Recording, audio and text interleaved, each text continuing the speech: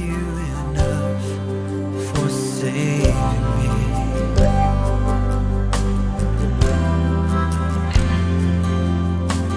I cannot love you enough for the cross. Bienvenidos una vez más a todos. Vamos a orar. Vamos a comenzar con nuestra predicación la mañana de hoy. Ya casi mediodía. Vamos a inclinar nuestros rostros y encomendar nuestras almas, encomendar este tiempo al Señor. Señor, Dios Padre Todopoderoso, tú que estás en los cielos, Señor, nosotros acá en la tierra, usted que es el único Dios, nosotros, criaturas creadas. Señor, en este momento queremos encomendarnos a ti una vez más. Queremos rogarte que tengas a bien que por medio de tu palabra tú puedas seguir edificando a tu iglesia, puedas seguir glorificando tu nombre.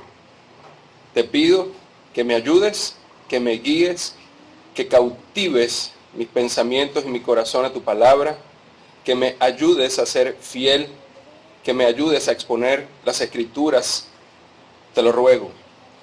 Te pido también que prepares el corazón de la iglesia una vez más.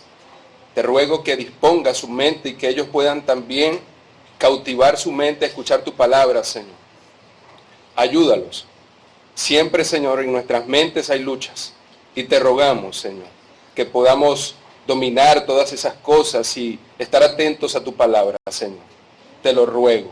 En los méritos de Cristo oro. Amén. Quiero invitarles que estemos buscando en Deuteronomio,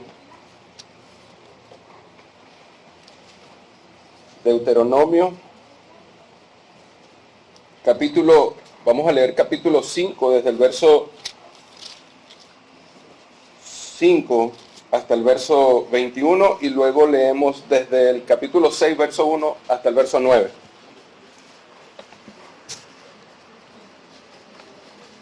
Deuteronomio capítulo 5, desde el verso 5 hasta el verso 21. Y luego seguimos el capítulo 6, desde el verso 1 hasta el 9.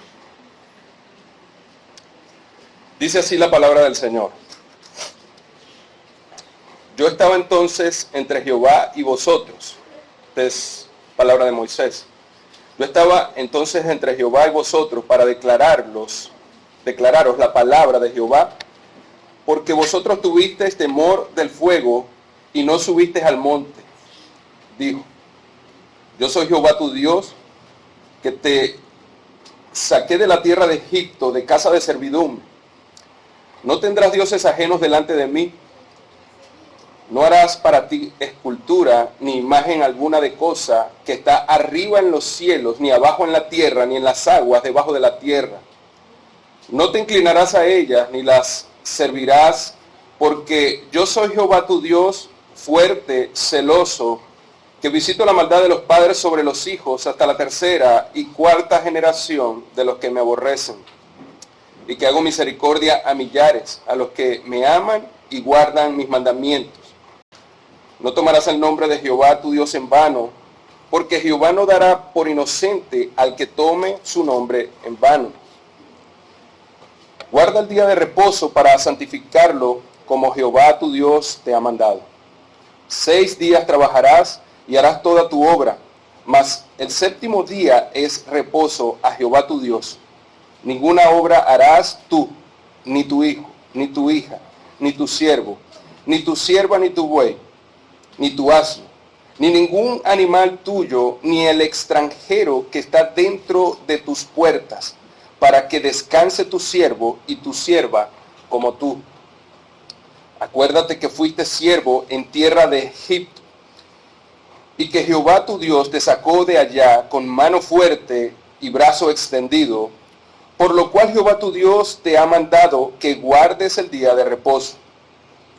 Honra a tu padre y a tu madre, como Jehová tu Dios te ha mandado, para que sean prolongados tus días. y para que te vaya bien sobre la tierra que Jehová tu Dios te da. No matarás, no cometerás adulterio, no hurtarás, no dirás falso testimonio contra tu prójimo, no codiciarás la mujer de tu prójimo, ni desearás la casa de tu prójimo, ni su tierra, ni su siervo, ni su sierva, ni su buey, ni su asno, ni cosa alguna de tu prójimo. Capítulo 6, verso 1 al 9.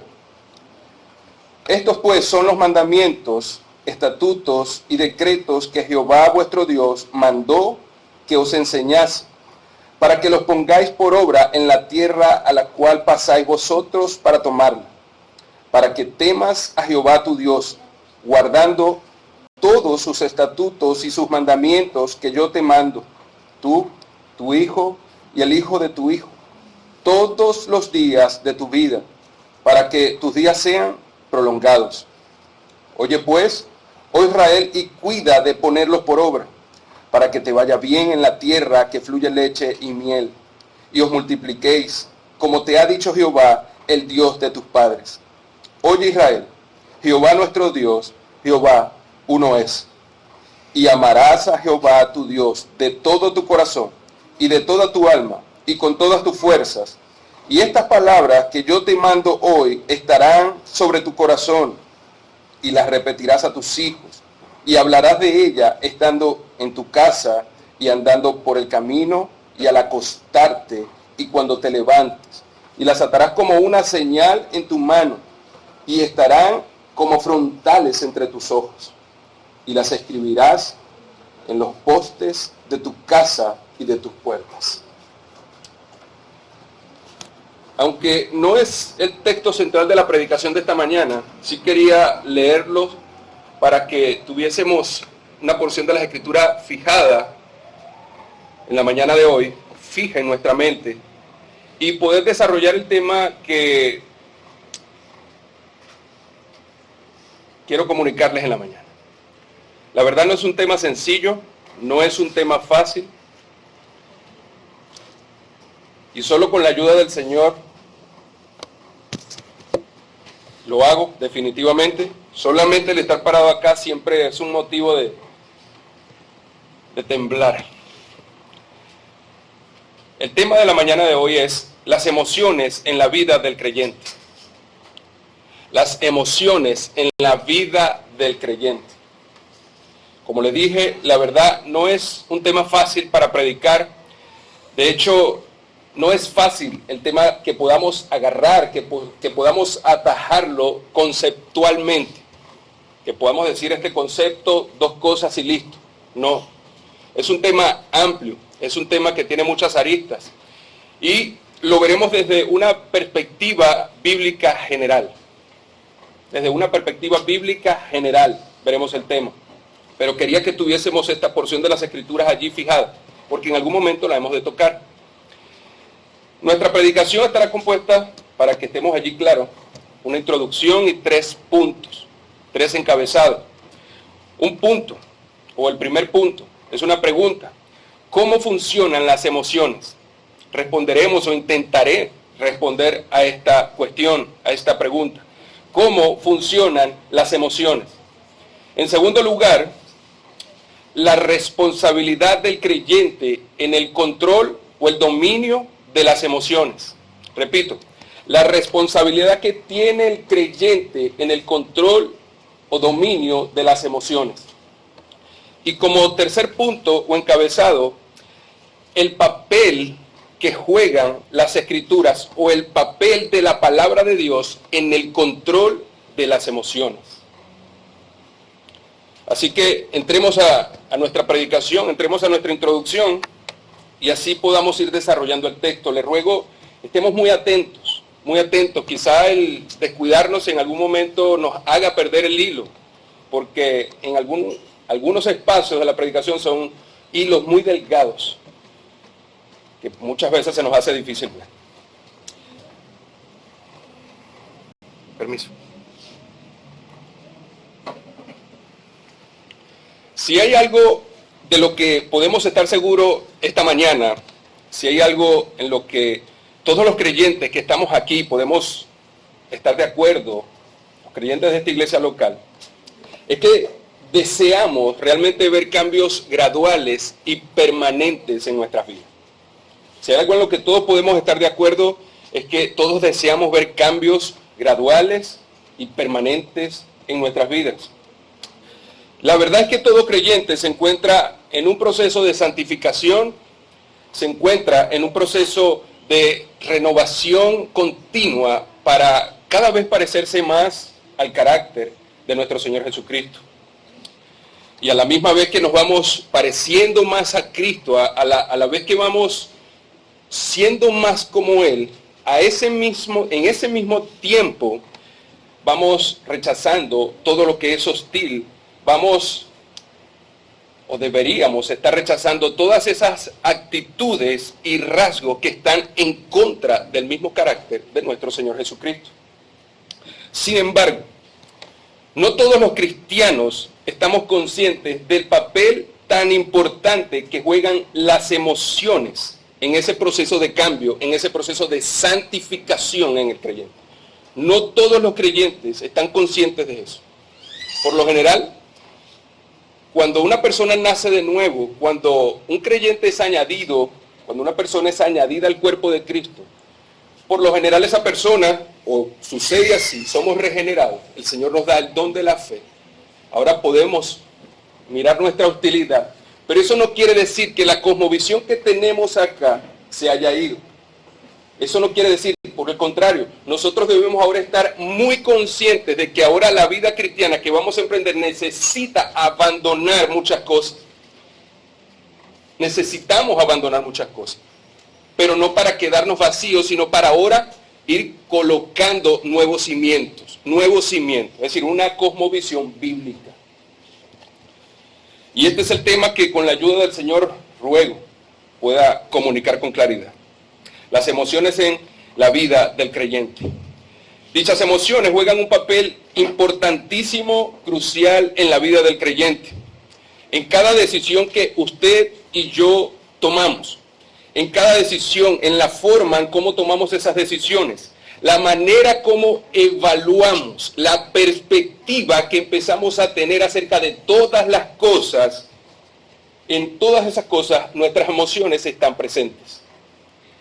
Cada información que usted y yo recibimos de cualquier hermano, de cualquier persona, en nuestra relación con el Señor, en nuestro proceso de aprendizaje de nuestras vidas, en nuestro crecimiento espiritual, en la forma como nos dirigimos y cómo nos comportamos, en todo eso nuestras emociones están presentes.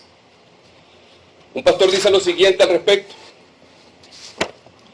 todo lo que pensamos, hablando a los creyentes, todo lo que pensamos, todo lo que hacemos, todo lo que sentimos, es en algún sentido emocional.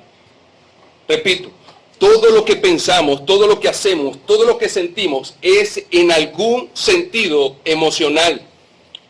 Y la verdad es que constantemente nos encontramos revelando lo que hay en nuestros corazones. Es una frase que creo que conocemos mucho, que el pastor nos ha apuntado mucho con ella. Pero nuestras emociones van revelando lo que hay en nuestros corazones. Nuestras emociones van diciendo qué hay en nuestro pensamiento y dentro de nosotros, en nuestro corazón. Algunas veces podemos levantarnos cada día y pensar: hoy me siento así, o no me siento así, hoy me siento triste, hoy me siento alegre. Hoy tengo algo contra este hermano y no sé, pero tengo algo y lo siento así. Creo que todos hemos pasado por eso en algún momento. Otros en mayor medida que otros, pero al final todos. Pero la pregunta es: ¿cómo funcionan las emociones? ¿Cómo funcionan las emociones? Eso que Dios colocó en nuestras vidas, ese rasgo tan predominante en nuestras vidas, ¿cómo funciona?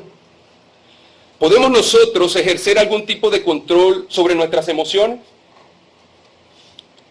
¿O somos más bien controlados por ellas? ¿Cómo debe ser la interacción, la relación entre nuestras emociones y nuestra razón, nuestro intelecto? Hemos estado en alguna situación donde nuestra razón Nuestro intelecto sabe lo que es correcto, pero mis emociones no quieren seguir eso. Y terminamos cediendo a nuestras emociones. ¿Cuál de las dos facultades o capacidades debe guiar, dirigir a la otra? ¿Cuál de las dos debe estar sentado en el asiento del conductor para guiar a la otra? La verdad es que, como les dije al principio, intentaré dar una perspectiva bíblica acerca de las emociones, una perspectiva bíblica general del manejo de las emociones, comenzando desde cómo funcionan hasta el criterio que tienen las escrituras con respecto a ellas. Número 1, ¿cómo funcionan las emociones? En primer lugar, debemos entender que somos seres emocionales. Somos seres emocionales, eso no podemos ponerlo en duda. Y no podemos tampoco suprimir nuestras emociones, no. ¿Por qué? Porque fuimos hechos a la imagen de Dios. Nosotros fuimos hechos a la imagen del Creador. Por tanto, Dios tiene emociones, Dios siente emociones. Solo que a diferencia Dios de nosotros somos compuestos un alma y un cuerpo físico. Dios es espíritu. Y en esa parte física interacciona, esta parte física de nosotros interacciona, se comunica en una forma increíblemente misteriosa con nuestra alma. Se comunica. Yo no podría decirle exactamente dónde ella se conecta. Es misteriosa, Dios lo sabe. Pero sí podemos decir que se comunica. Y la verdad, nosotros no podemos entender cómo ellas interactúan, cómo se relacionan el cuerpo con el alma. Por ejemplo, cuando usted siente tristeza, cuando usted siente un dolor, una angustia, ¿ella se genera dónde? ¿Externamente? No, ella se genera primero internamente. Luego podemos palpar físicamente, por ejemplo, las lágrimas, o una sonrisa, una alegría. Pero eso se origina internamente en el alma. Y luego podemos ver esa reacción, la emoción exteriorizada externamente. Cuando, por ejemplo, sentimos miedo, sin saber por qué, podemos estar nosotros en nuestras casas. Podemos estar a cualquier hora, sobre todo en las noches, que nos da como más temor.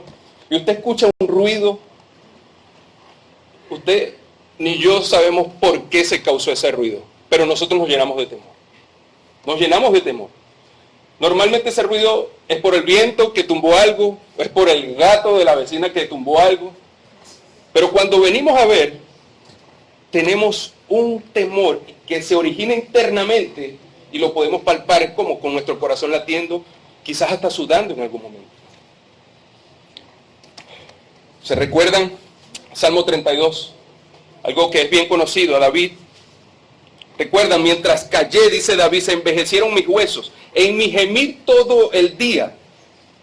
Y dice la razón. ¿Por qué? Porque de día y de noche se agravó sobre mí tu mano, se volvió mi verdor en sequedades de verano. La verdad es que David se consumió físicamente por lo que él internamente estaba sintiendo. David empezó a ver externamente su salud muy menguada a causa del pecado que internamente él estaba padeciendo y estaba llevando.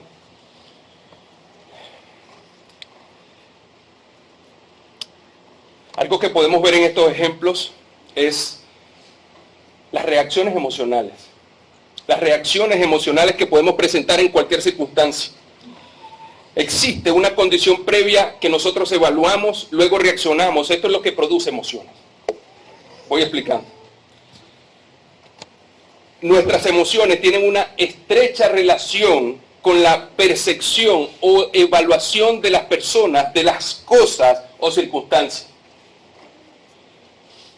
Fíjense, yo puedo estar acá y puedo tener una percepción acerca de ustedes, allí sentados. Puedo mirar el rostro de algunos de ustedes y puedo tener aquí una percepción.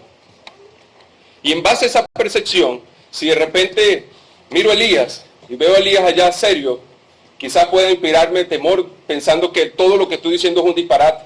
Y eso puede quizás generarme temor acá. Esa es la percepción que yo estoy teniendo de acá de él con respecto a su mirada. Es solo una percepción. Y esa percepción va generando dentro de mí, va generando dentro de mí una reacción que en algún momento se puede convertir en una emoción externa. ¿Sí me comunico? Este punto de cómo funcionan nuestras emociones, debemos entender algo. Ya vamos a los ejemplos. Las percepciones, las evaluaciones que nosotros podemos tener de las personas, circunstancias y de las cosas pueden ser reales, pero también pueden ser irreales. También pueden ser falsas. Fíjense. Por favor, busquen Mateo o Lucas 22:42. Vamos a leer allí. Lucas 22.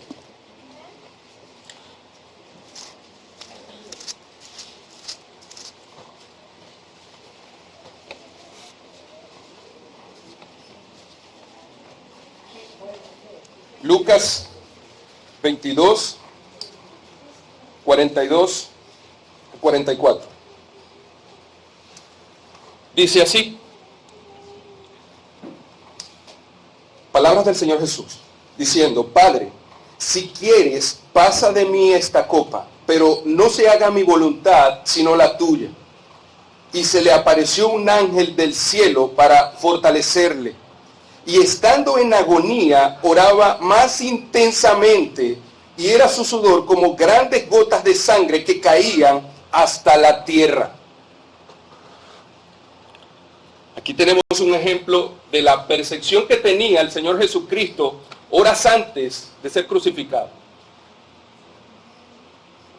Fíjense la percepción que tenía el Señor Jesucristo, porque Él sabía lo que venía. Ahora, ¿la percepción de Cristo fue real o no fue real? ¿Por qué sabemos que fue real? Porque sabemos que se cumplieron las profecías. Por ejemplo, Isaías 53 se cumplió sobre él. Murió en un madero.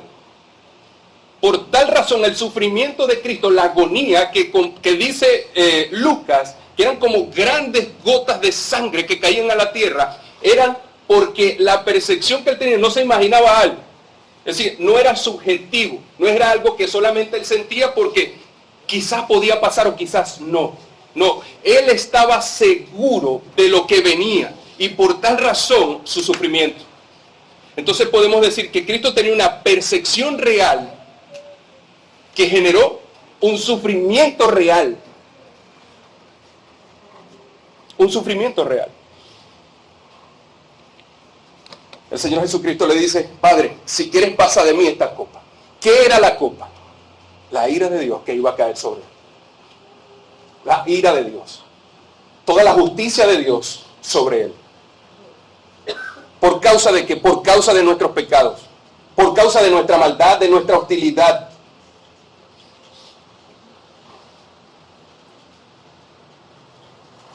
El sufrimiento de Cristo no fue exagerado. Fue acorde a la percepción que él tenía. Pero sabe que también la percepción puede ser irreal, puede ser falsa.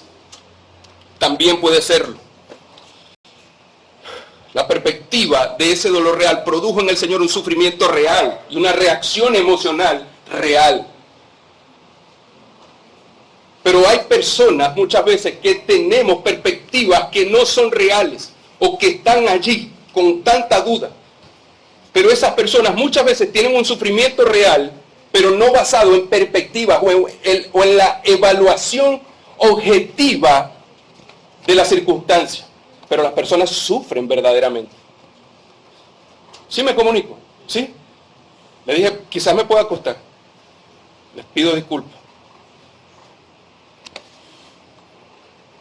Vamos a buscar primer libro de Samuel, capítulo 15. Vamos a ver otro ejemplo. Ahora inverso. Primer libro de Samuel.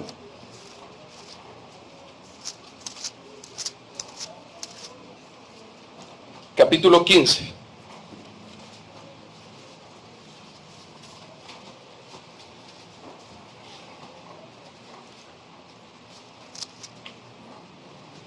Estaba leyendo la Biblia de mi esposa y ahora me desubiqué aquí. Bueno, capítulo 15. El contexto de este pasaje del capítulo 15 es que Saúl recibe la orden de parte del Señor de ir a los amalecitas, de ir al rey Agag y a todos los que estaban allí, matarlos, matar todo el ganado, todas las ovejas, no traerse nada, no traerse nada. Ese es el contexto y eso es lo que cuenta y lo que relata este pasaje. A lo que Saúl sencillamente obedeció, pero no todo.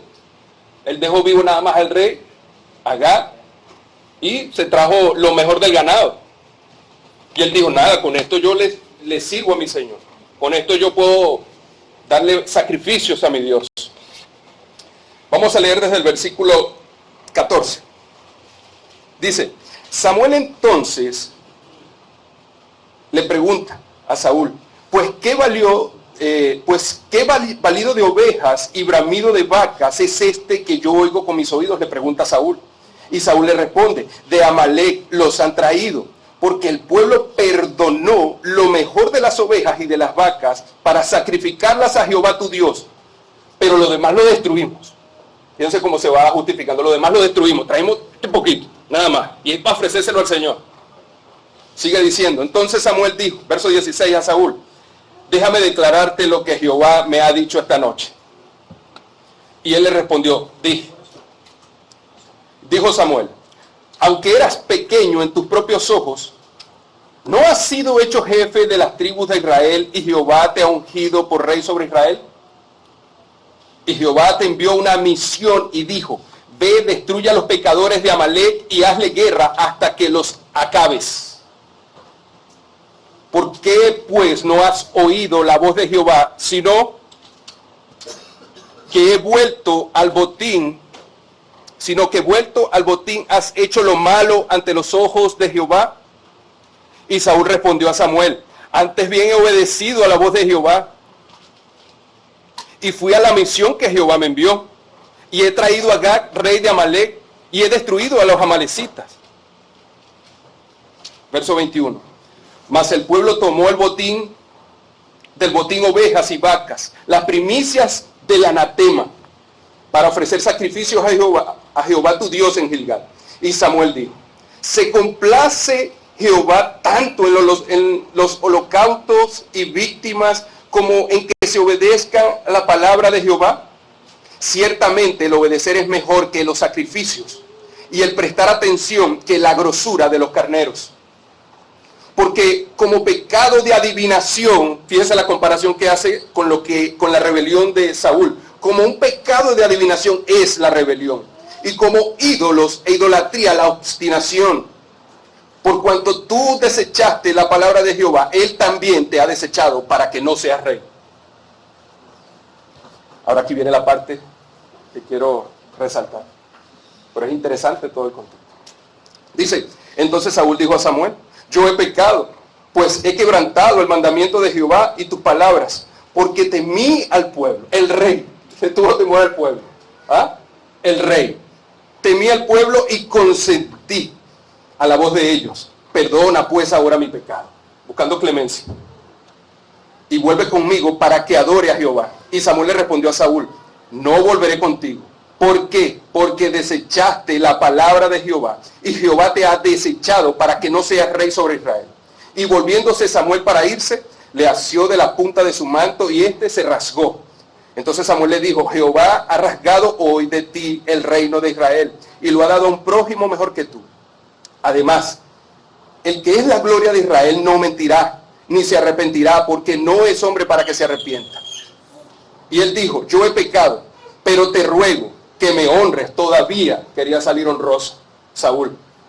Yo he pecado, pero dile ahí que, tú sabes, me echo una ayudadita al Señor. No, yo he pecado, pero te ruego que me honres delante de los ancianos de mi pueblo y delante de Israel. Y vuelvas conmigo para que adores a Jehová tu Dios. Y volvió Samuel tras Saúl, y adoró Saúl a Jehová. Después dijo Samuel, traedme a Agag. Ahora va. Traedme a Agag, rey de Amalec. Y Agag vino a él. ¿De qué manera vino Agag? Dice la escritura. Alegremente. Y dijo Agag, ciertamente ya pasó la amargura de la muerte. ¿Qué pensó? Si no me mató el rey, no me mata nadie. Si no me mató el rey, no me mata nadie.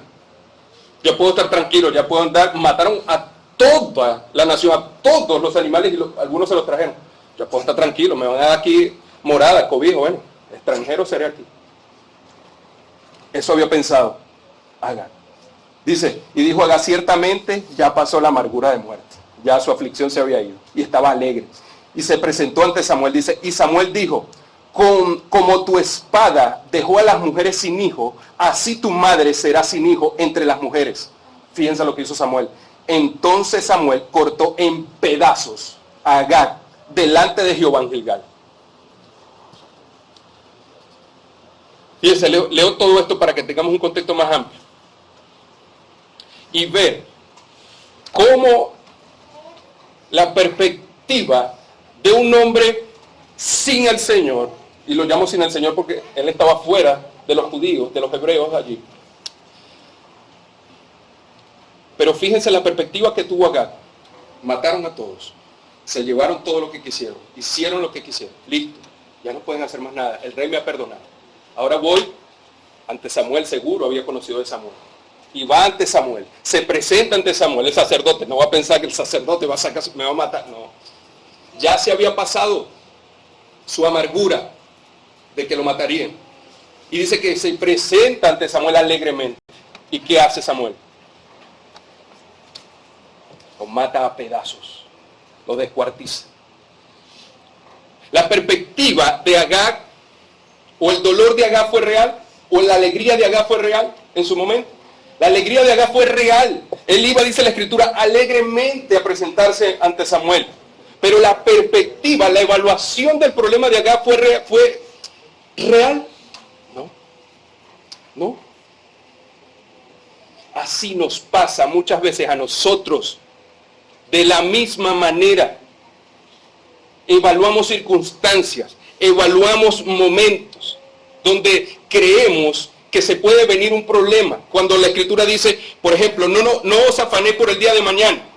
Pregunto, ¿cuántas personas están esperando un problema que nunca llega? ¿Cuántas veces estamos nosotros esperando algo que viene, y nunca llega? Me va a decir esto, y nunca me lo dice. Va a pasar esto, y nunca sucede. Eso es porque tenemos una perspectiva, una evaluación falsa, irreal.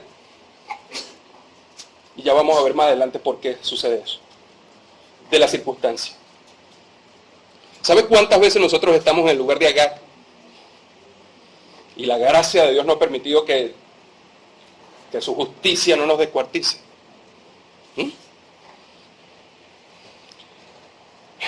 ¿Cuántas veces nos imaginamos y sacamos conclusiones de situaciones que muchas veces no se terminan de materializar? Oye, este hermano me pasó por aquí a un lado y yo lo vi, no me saludó. Oye, y ya me voy por una mente. Ya me voy haciéndome una perspectiva, una evaluación de las circunstancias, del rapidito, de la cosa ahí. Y pienso, no, el hermano está molesto. Oye, o la hermana, oye, ¿qué le hice? Y cuando tú vas y le preguntas al hermano, ¿pasó algo, sucedió algo? La hermana te dice, no, estaba pensando, estaba distraído. ¿Sí ves? Eso es una perspectiva subjetiva.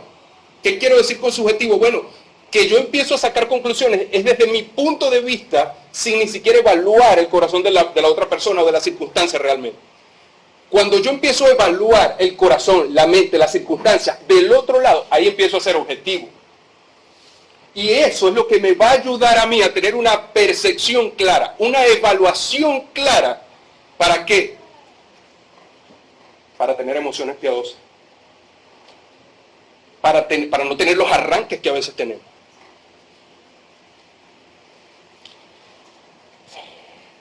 En otras palabras, hay personas que sufren una agonía real producida por una perspectiva o una circunstancia irreal.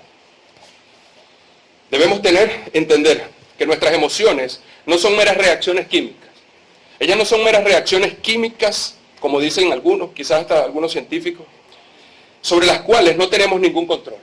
Eso no es así. Ellas no son unas reacciones químicas, la hormona se subió listo y se disparó y tuvimos la reacción. No, nuestras hormonas, nuestro cuerpo se activan por la percepción que nosotros tenemos, por lo que pensamos nosotros. Porque si fuera así nos lavamos las manos. Decimos, reaccioné así, pero no tengo culpa. Fue la hormona, cúlpala. No es así. No estoy negando que hayan problemas, es decir, que el sistema, que el cuerpo humano pueda tener variaciones hormonales. No estoy negando eso. Pero no quiero decir que nos vamos a escudar allí. No nos vamos a escudar allí. Punto número 2. La responsabilidad del creyente en el control de las emociones. La responsabilidad del creyente en el control de las emociones. Si nosotros partimos de que nuestras emociones son impulsos, reacciones químicas sobre las cuales no tenemos ningún control, como les dije ahorita, entonces nosotros podemos, como Pilato, nos podemos lavar las manos y decir, perdona, fue mi emoción, ella me traiciona de vez en cuando. No podemos decir eso, no es así. Sin embargo, vemos que es interesante lo que Dios dice en su palabra. Dios da órdenes muy precisas con respecto a las emociones. Por eso estaba leyendo el pasaje de Deuteronomio. Órdenes precisas. Dios es intencional al comunicarnos nuestra responsabilidad con las emociones. No podemos echarle la culpa a nadie, hermano. A nadie. No podemos excusarnos, no podemos justificarnos. Deuteronomio 6. Vamos allí. Deuteronomio 6. Leemos desde el verso 5. Dice, y amarás a Jehová tu Dios de todo tu corazón y de toda tu alma y con todas tus fuerzas. Y estas palabras que yo te mando hoy estarán sobre tu corazón. Tu corazón. No quiero tocar ese tema del corazón porque es más amplio.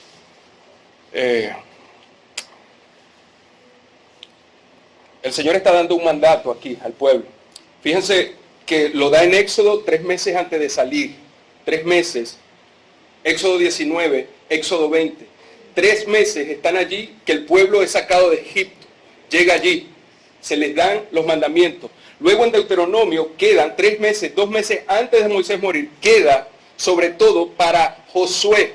Obviamente para el pueblo, pero para Josué, para que Josué liderara. Él era el que habría de tomar el testigo para seguir con las personas, con el pueblo. Pero él tenía que tener muy claro esto. Y nuevamente Moisés se lo vuelve a recordar. ¿Qué le vuelve a recordar? Amarás al Señor tu Dios con todo tu corazón, con toda tu alma y con toda tu mente y con todas tus fuerzas. Pero sabemos también que le dice amarás a tu prójimo como a ti mismo. En Levíticos lo dice. Levíticos 19, 33 y 34, que también veremos. ¿Qué les quiero comunicar? Dios está comunicando una responsabilidad sobre nosotros. Cuando el Señor comunica amarás, Él no está preguntando si tú quieres, si estás de acuerdo, si lo aceptas o no. Él está diciendo, tú eres mi pueblo, yo me he fijado en ti, yo te he tomado y te digo, amarás al Señor tu Dios con todo tu corazón, con toda tu alma, con toda tu fuerza. Él no está preguntando, Él no está sugiriendo nada. Amada iglesia, lo que Dios espera de nosotros no es una obediencia fría, amarás a tu Dios. No es una obediencia mecánica, no es una obediencia apática, no es un mero formalismo. Amarás al Señor tu Dios. No es solo saberlo, no es solo decirlo. Es que debes amar al Señor tu Dios. Lo que Dios sí espera de nosotros es que responsablemente le amemos, que responsablemente asumamos nuestra adoración, es que responsablemente asumamos nuestra alabanza a Él. Y eso incluye nuestras emociones. Salmo 100 dice, cantad alegres a Dios, cantad alegres a Dios, servid al Señor con alegría, venid ante su presencia con regocijo, canten, sirvan, vengan. ¿Están viendo la perspectiva del salmista? ¿Cómo podía el salmista venir, cantar alegremente? ¿Cómo podía el salmista venir y servir ante su presencia con regocijo? ¿Cómo podía el salmista servir al Señor con alegría? Si él no conocía las Escrituras, ¿de dónde iba a sacar que iba a acercarse al Señor con alegría, que iba a servir al Señor y que iba a llegarse ante su presencia con regocijo? ¿De dónde? Como decía el pastor esta mañana, si no está, ¿de dónde le conocemos? De su palabra. Por tanto, La percepción del salmista, la evaluación del salmo, el fruto de venir a estar en su presencia con regocijo era de la percepción, de la evaluación que el salmista tenía de quién era Dios. Yo vengo a su presencia con regocijo, ¿por qué? Porque tú, Señor, eres mi Dios. Yo vengo, Señor, y te sirvo con contentamiento, ¿por qué? Porque quiero amarte, Señor, con todo mi corazón, con toda mi alma, con toda mi mente.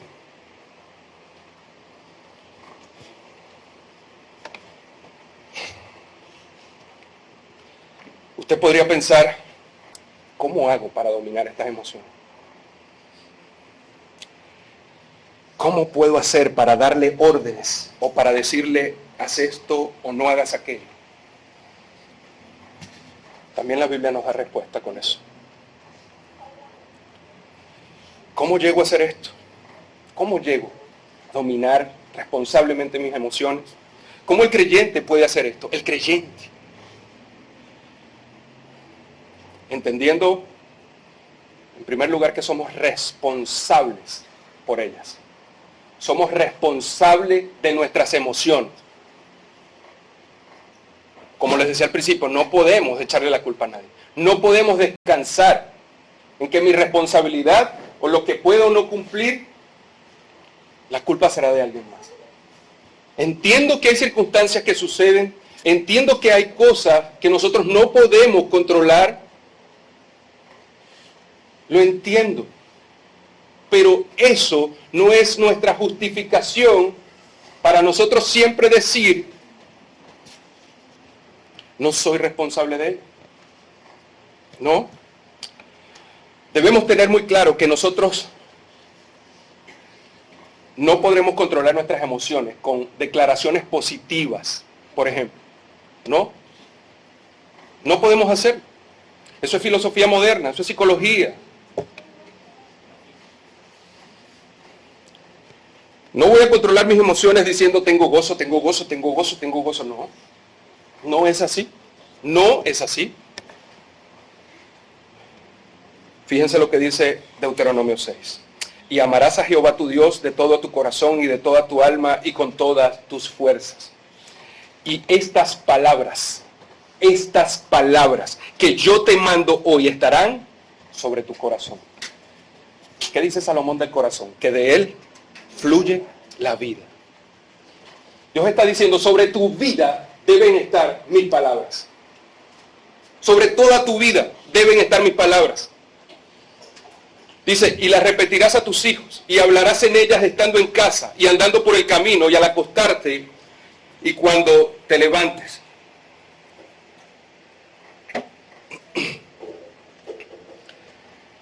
Es decir,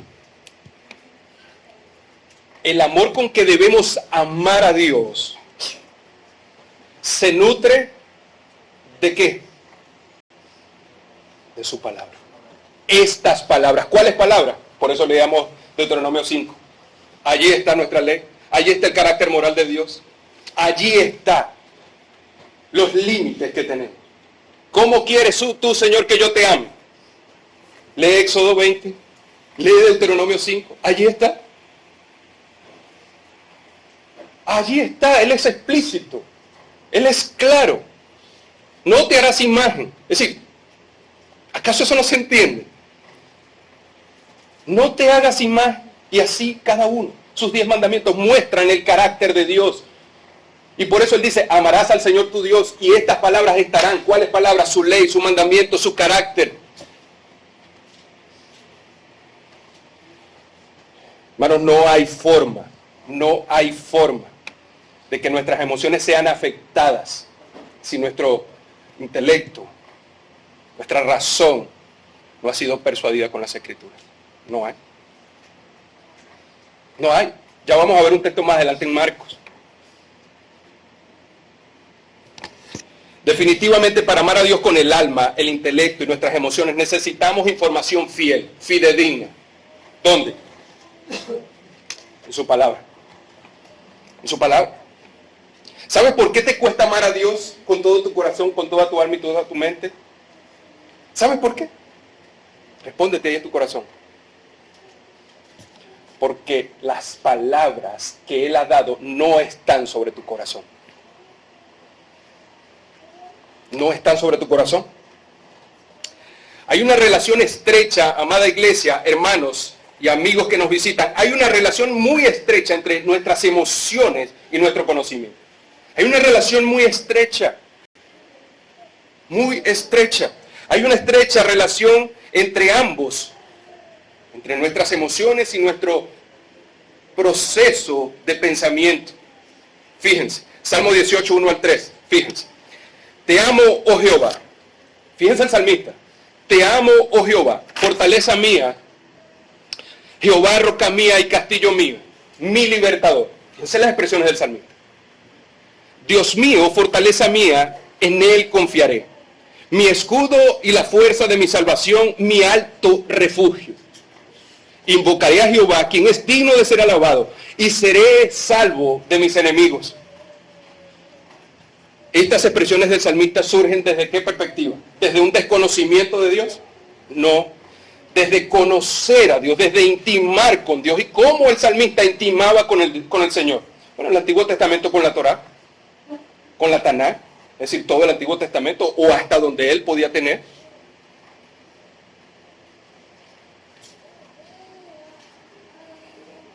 Hermanos, el salmista podía decir, Dios es mi refugio, Dios es mi libertador, Dios es mi castillo, Dios es digno de ser alabado por la percepción que él tenía, porque sabía en quién estaba confiando. Él podía decir, en él confiaré, mi escudo y la fuerza de mi salvación, mi alto refugio.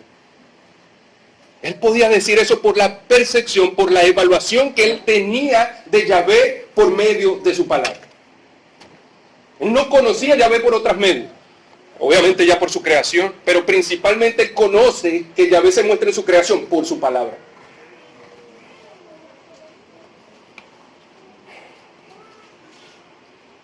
Nadie dijo que sería fácil, hermano. ¿Para quién es fácil dominar las emociones? Para nadie, hermano. Usted ve cuánta necesidad tenemos de Dios, pero al mismo tiempo ve lo hostil que seguimos siendo para no conocer a Dios. Sin saber, Él es mi refugio, Él es la solución. Es decir, la solución no lo digo como algo que estoy vendiendo, no. Es la solución real a mi vida. Él es mi refugio, Él es mi Señor, es mi libertador. Pero ya va. No estoy totalmente convencido.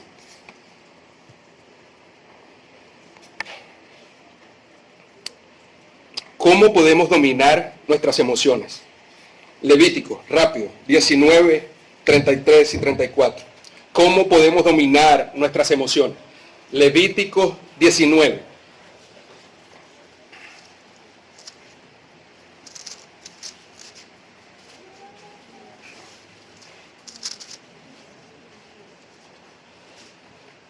Dice, Levíticos 19, 33, 34. Dice,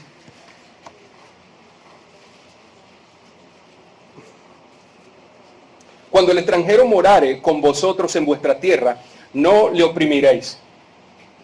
Como a un natural de vosotros tendréis al extranjero que more entre vosotros. Y lo amarás como a ti mismo, porque extranjero fuisteis en la tierra de Egipto, yo Jehová vuestro Dios. En otras palabras, cuando ellos hacían, o cuando el Señor, porque dice yo Jehová, ¿verdad? Escribiendo Moisés, cuando el Señor les recordaba a ellos de dónde habían salido, cuando el Señor les traía a memoria todas las penurias, todas las vergüenzas con las que vivían en Egipto y fueron arrastrados al salir de Egipto por un tiempo, y empezaron a ver la mano de Dios cada vez más portentosa y cuidándola desde Egipto. Pero el Señor les traía memoria, ustedes eran esclavos. ¿Por qué les recordaba eso?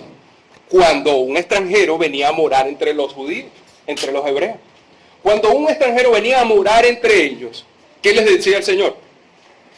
Verso 34. Como a un natural de vosotros tendréis al extranjero que more entre vosotros.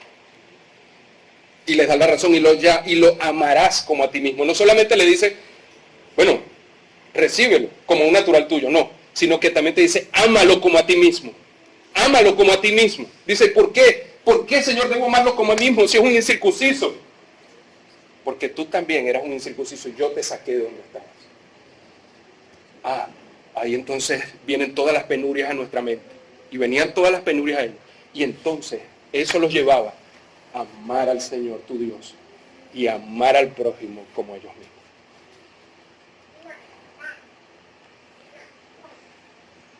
Es importante recordar de dónde el Señor nos ha sacado a pesar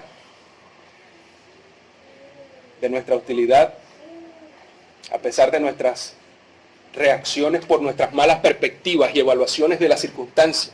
Bueno, a pesar de eso, Dios nos sigue amando. Aun cuando no tratamos a otras personas que puedan estar aquí, mejor. ¿Por qué? Por nuestras perspectivas. Aún entre nosotros mismos, hacemos acepción de personas.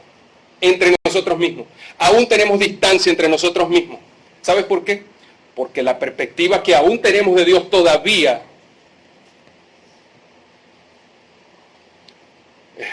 le falta. Nos faltan más palabras. Nos falta más persuasión de quién es Él y de cómo amar a nuestro prójimo. Mucho más. Esto ayudará el recordar, como este pueblo recordaba y como el Señor les animaba a recordar, les exigía recordar, nos ayudará a cultivar esas emociones piadosas que generalmente acompañan el amor genuino al prójimo. Romanos 12:8 en adelante. Romanos 12:8 dice, el que preside, hágalo con solicitud. Con solicitud, es decir, con deseo de servir, con ánimo pronto de servir. El que hace misericordia debe hacerlo con alegría. Es decir, si no hay alegría en hacer misericordia, perdimos el tiempo. En un sentido perdimos el tiempo. La persona fue edificada, beneficiada, pero en nuestra relación con el Señor salimos raspados. Amaos los unos a los otros con amor fraternal. En lo que se requiere diligencia, no perezosos, fervientes en el espíritu, gozosos en la esperanza, sufridos en la tribulación, emoción tras emoción, conectadas con nuestros deberes. Amarás al Señor tu Dios, amarás a tu prójimo como a ti mismo.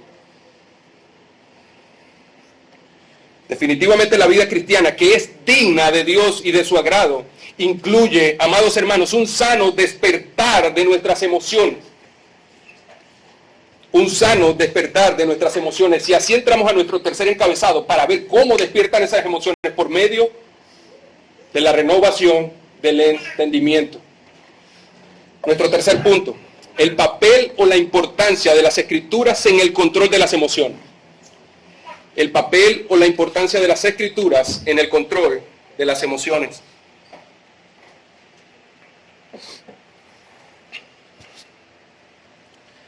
Hemos visto que nuestras emociones tienen una estrecha relación con nuestro entendimiento, con nuestra evaluación de lo que percibimos.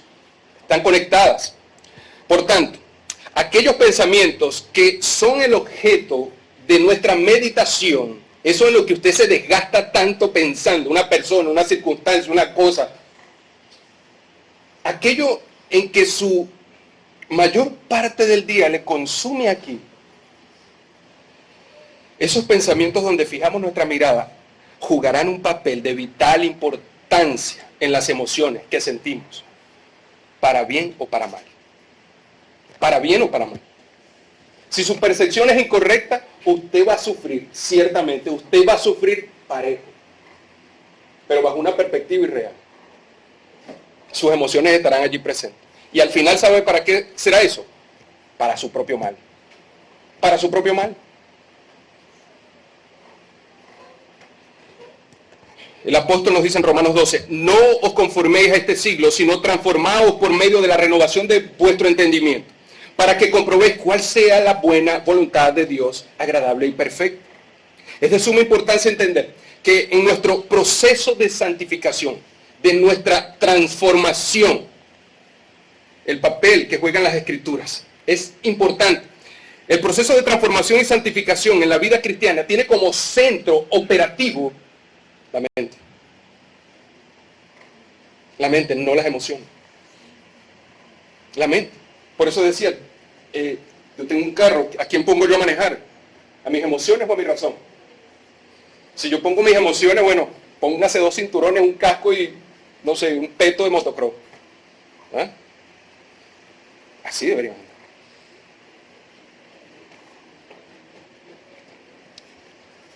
Nuestro entendimiento es el centro operativo donde se renuevan nuestros pensamientos y están conectados con nuestras emociones. Nosotros llegamos a la vida cristiana, y era lo que les decía al principio también, a la vida cristiana con muchas mentiras en la mente. Nosotros llegamos con muchas falsedades, con una cosmovisión mundana, antibíblica. Venimos, ¿sabe qué? A la iglesia y en nuestras relaciones a resolver conflictos. Creyentes resolviendo conflictos con una cosmovisión mundana. Creyentes resolviendo y decidiendo asuntos con una cosmovisión antibíblica, anticristiana.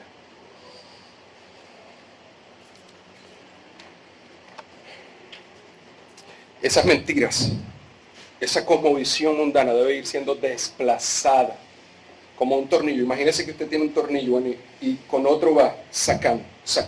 No para dejarlo vacío, sino para ir ahora llenando la mente con una cosmovisión bíblica. Llenando nuestras mentes. Así el Señor avivará nuestro espíritu por medio de la luz de la palabra de Dios. Y esas son mentiras con las que llegamos a la vida cristiana. Por eso les decía al principio, un nuevo nacido, una persona que ha sido regenerada y se le ha dado el don de la fe, esa persona, pregunto, ¿tiene una cosmovisión bíblica ya? ¿Ah? Es decir, vio la luz. Ahora reconoce su hostilidad contra Cristo. Pero no tiene una cosmovisión bíblica. Por tal razón, necesita una renovación de la mente, como Pablo dice. ¿Sabe cuántos de nosotros mismos podemos estar acá siendo creyentes? Ojo, un ejemplo, Corintios. A los santificados de Corinto. Gracia y paz. Pablo los reconocía como una iglesia. Pregunto, ¿cuál es la iglesia que más problemas, según la Escritura, tenía? ¿Ah? ¿Eso los hacía no creyentes? No. Pero definitivamente la cosmovisión por la cual ellos veían y juzgaban no era bíblica. Y es lo que Pablo busca acomodar. Busca darle solución. En otras palabras, parece que somos cristianos dominados por emociones, que respondemos más a los deseos de la carne que al espíritu. Y esto se debe a que el centro de nuestra santificación, ese centro, que es nuestra mente, nuestro entendimiento, sigue gobernado por una cosmovisión no bíblica. No estoy diciendo que no son creyentes, no somos creyentes, estoy diciendo que muchas veces resolvemos nuestros asuntos y vivimos la vida con principios del mundo.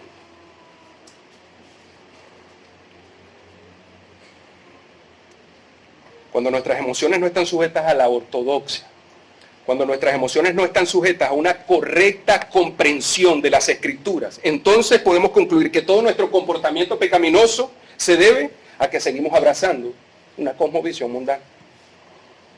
La seguimos abrazando, es decir, nosotros no quedamos neutrales. El ser humano no queda neutral. No dice, bueno, me deslastro de los principios mundanos, de la cosmovisión mundana, y ahora veo dónde reproduzco unos nuevos para mí, sin tomar en cuenta los del Señor. No. Esto es blanco y negro. Ojo, la Escritura tiene matices, como bien dice el pastor, pero en este sentido es blanco y negro. Yo no puedo decir, no escojo ninguna. Yo me fabrico mi propia cosmovisión. No es así. No es así. Terminamos abrazando una. Ahora imagínense para Dios estar allí surfeando entre ambas. Estar allí surfeando entre ambas cosmovisiones, diciéndole, Señor, si estoy bien contigo un ratito, y estoy aquí dándole. Señor, aquí mira, fíjate, estoy bien aquí. No, hermano. ¿Qué dice la Escritura con respecto a eso? Bueno, que Dios los vomitará. Dice, es mejor que ni me hubiesen conocido. Hermanos, no están entendiendo que cada vez que nosotros estamos en ese No estoy hablando de perfeccionismo, hermano. Yo no estoy hablando de legalismo. Ahorita lo vemos un poquito. No estoy diciendo eso. Pero crezcamos, subamos un poco. Y empecemos a dominar, a ser responsables de lo que hacemos, de lo que decimos, de lo que pensemos. Todos necesitamos avanzar en esto. Todos.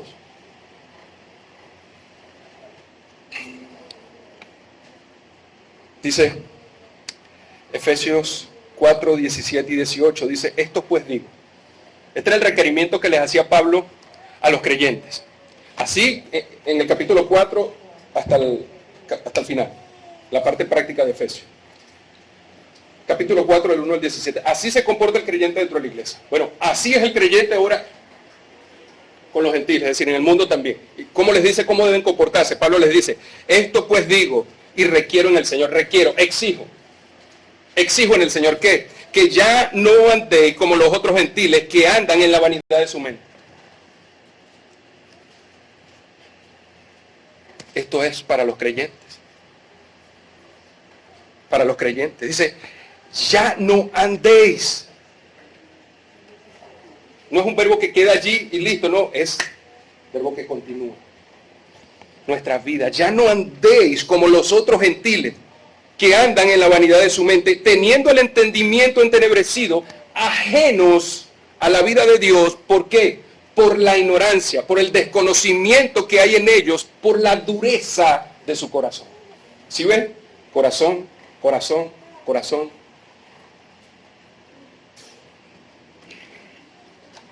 ¿Por qué los incrédulos viven como viven? Podríamos preguntarle al texto. Pablo responde, porque tienen una mente vana respecto a las cosas espirituales. Los no creyentes pueden ser personas muy inteligentes en cualquier área, ¿sí? Pero en asuntos de fe, en asuntos de teología, son ignorantes, desconocedores. ¿Es así? Ignoran la eternidad, ignoran la majestad, la gloria, la belleza, el poder de Dios. Por tal razón, ellos siguen en la vanidad de su mente. El apóstol nos dice que si nos consideramos un creyente, no se puede andar como un no creyente. Pocas palabras. ¿Somos creyentes? Pues no andemos como un no creyente. ¿Cómo anda un no creyente? Pensando, meditando, tramando, peleando, hablando, actuando. ¿Con qué? Con una cosmovisión mundana. ¿Así andan los no creyentes? Así andan. Por favor, como les decía al principio, no legalicen el tema. Vamos a Marcos 7, allí, ya vamos avanzando. Me toma una hora. Ahí vamos. Marcos capítulo 7.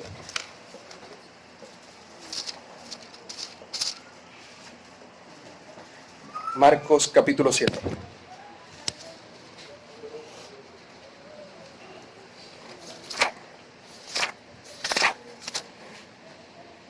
Dice así la palabra del Señor.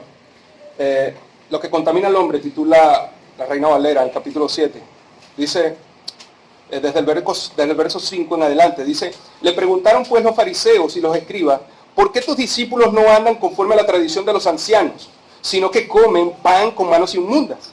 Respondió él, el Señor les dijo, hipócritas, bien profetizó de vosotros Isaías, como está escrito, este pueblo de labios me honra, mas su corazón está lejos de mí, pues en vano me honran, enseñando como doctrinas mandamientos de hombres. Tenían el Talmud y otras tradiciones abrazadas. Porque dejando el mandamiento de Dios, os aferráis a la tradición de los hombres, los lavamientos de los jarros y de los vasos de beber, y hacéis otras muchas cosas semejantes. Les decía también, bien invalidáis el mandamiento de Dios para guardar vuestra tradición. Ellos protegían más sus mandamientos internos. Porque Moisés dijo, honra a tu padre y a tu madre, y el que maldiga padre o madre, muera irremisiblemente. Pero vosotros decís, basta que diga un hombre al padre o a la madre, escorbán, que quiere decir mi ofrenda es a Dios, todo aquello con que pudiera ayudarte. Perdona madre, no puedo ayudarte porque esto es del Señor. Y no le dejáis hacer más por su padre o madre, invalidando la palabra de Dios con vuestra tradición que habéis transmitido Esto era una costumbre para ellos, ¿se acuerdan? No amarás al Señor tu Dios y se lo repetirás a tus hijos,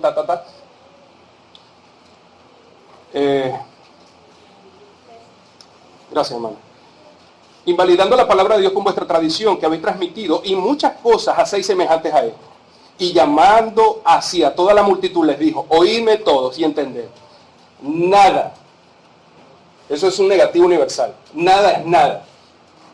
Nada hay fuera del hombre que entre en él que le pueda contaminar. Pero lo que sale de él, eso es lo que contamina al hombre. ¿Qué puede externamente contaminarnos? Nada. Nada.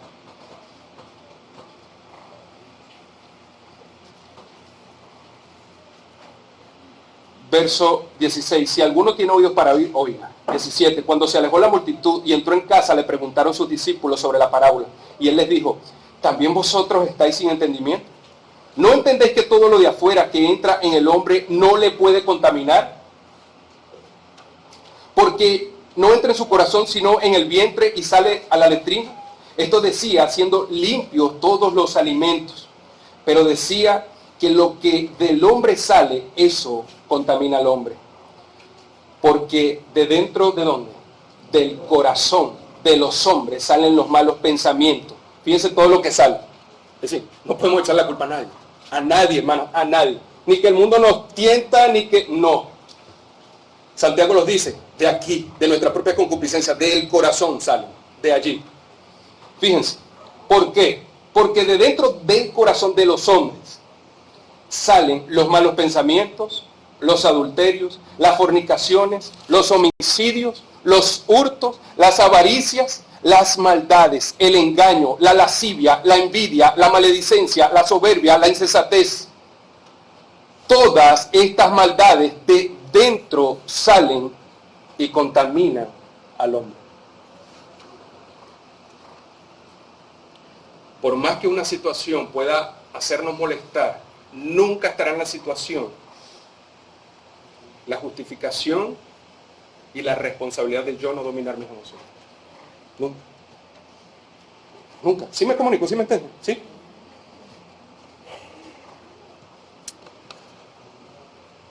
Quisiera quedarme un ratito.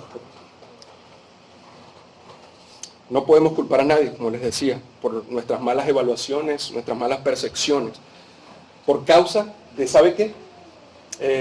De la cosmovisión. La cosmovisión que tenían los fariseos, ¿cuál era? Dice la Escritura que ellos ponían las tradiciones de los hombres antes que la ley de Dios. Ellos sabían la ley de Dios. Ellos conocían las Escrituras, pero las tradiciones de los ancianos estaban sobre el corazón de ellos, más que las Escrituras. Más que las Escrituras.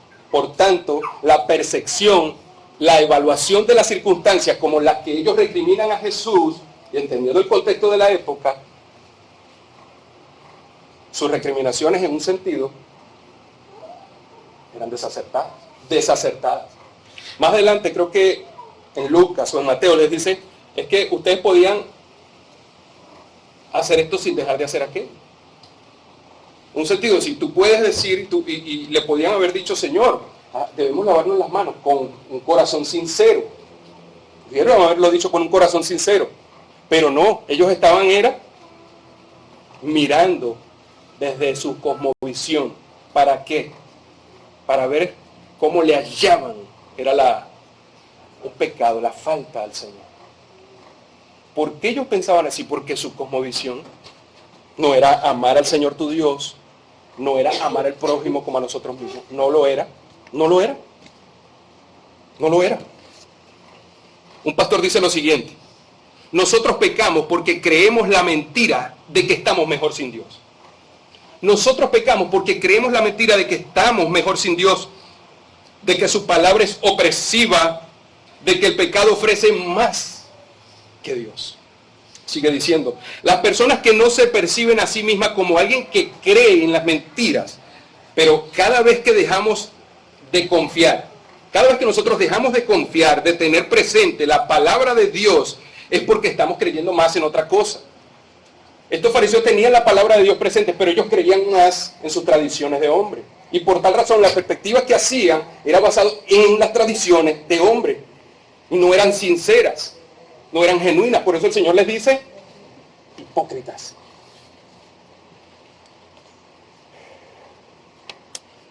Hermanos,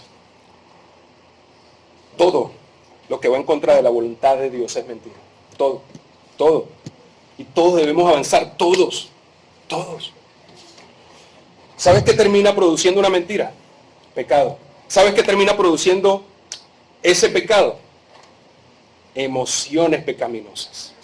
¿Y sabes por qué terminamos produciendo esas emociones pecaminosas? Porque dejamos de confiar en las Escrituras, en la suficiencia de las Escrituras.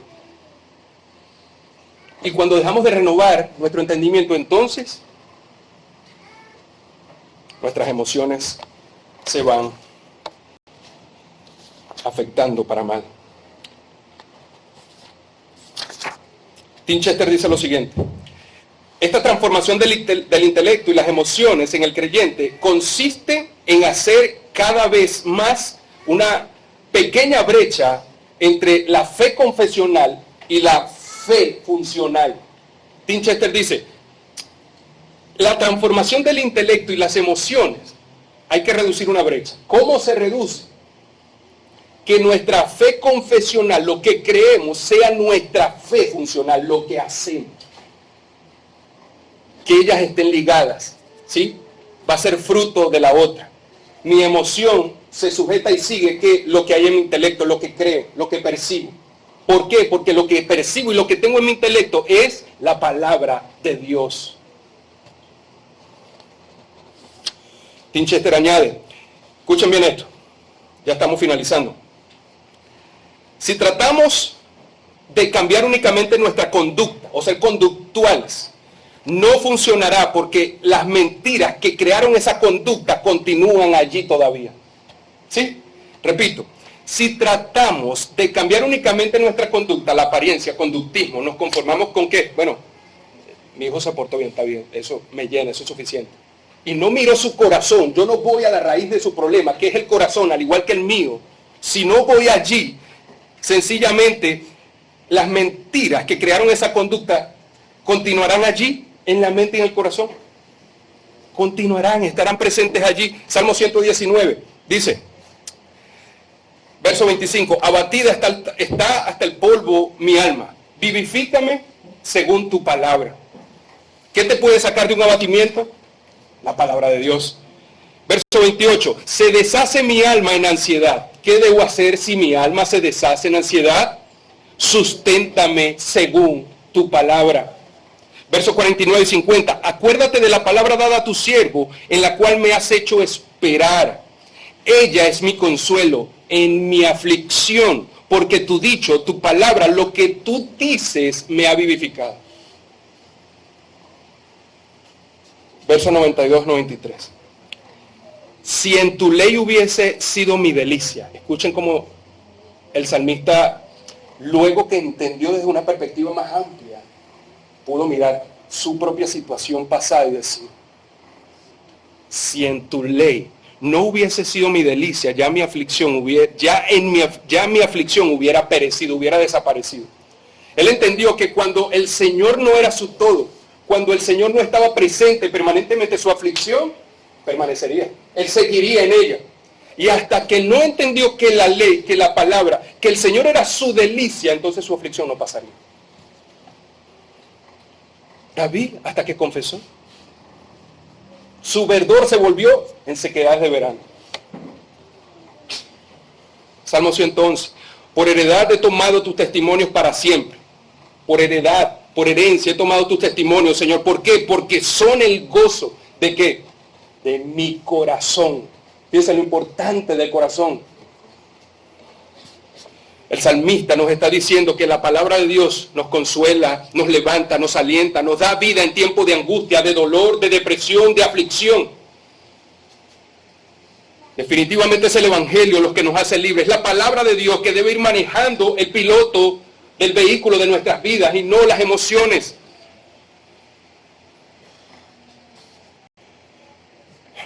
Dios es fiel. Salmo 103, 1 y 2 dice, bendice alma mía Jehová y bendiga todo mi ser tu santo nombre. Bendice alma mía Jehová y no te olvides de ninguno de sus beneficios.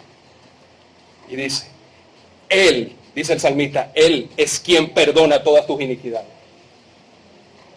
Nosotros muchas veces olvidamos eso, fundamental. El creyente muchas veces olvida que Él es quien perdonó todas nuestras iniquidades. Y cuando nosotros nos olvidamos de quién perdona nuestras iniquidades, entonces nuestras percepciones de las situaciones otra vez vuelven a ser emocionales. Pero cuando nosotros entendemos que Dios, que Él es quien perdona nuestras iniquidades, yo entiendo la posición que tengo en Cristo. ¿Para qué? Para decir, alma mía, bendice al Señor.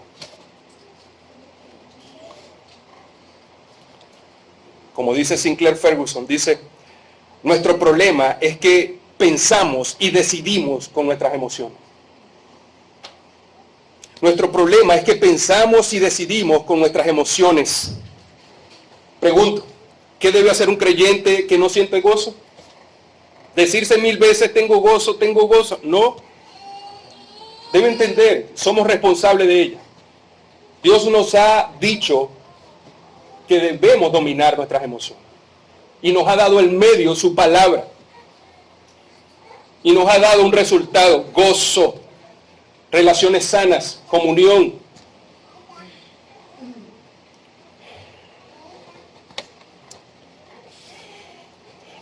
No podemos predicar de gozo para tener a Cristo. Debemos predicar de Cristo para tener gozo.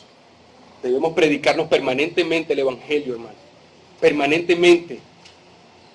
Y por medio de su palabra ir desplazando todos esos vicios, todas esas mentiras del mundo que todavía están arraigadas a nuestra mente, para que nuestras emociones puedan descansar bajo una percepción, una evaluación real de lo que nos sucede,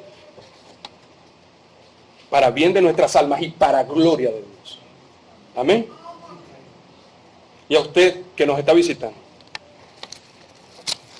si usted no ha nacido de nuevo, como dice Juan 3, usted no puede ver el reino de Dios. Eso dice Juan en su evangelio, citando al Señor Jesucristo y a Nicodemo. El que no nace de nuevo, dice, no puede ver el reino. No puede verlo. ¿Por qué? Porque no ha nacido de nuevo. Necesita ver.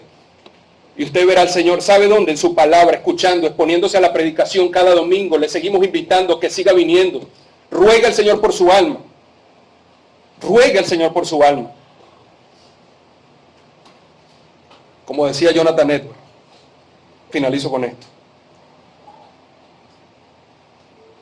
Escucha, amado amigo que está aquí.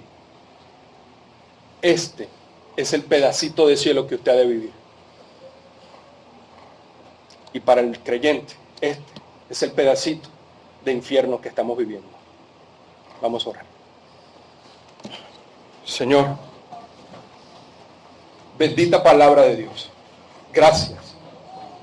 Gracias, Señor. Glorifícate, exáltate. Gracias por tu misericordia y por tu bondad, tu benevolencia para con nosotros, Señor. Gracias, Dios. Tú has sido tan bueno y misericordioso, Señor, que nosotros siendo aún pecadores, Cristo murió por nosotros, Señor.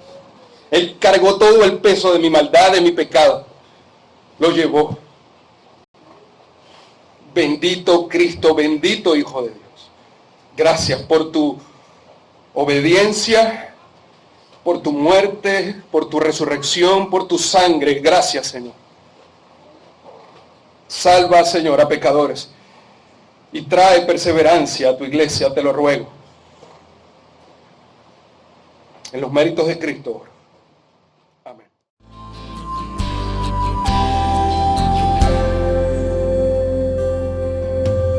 I cannot imagine my life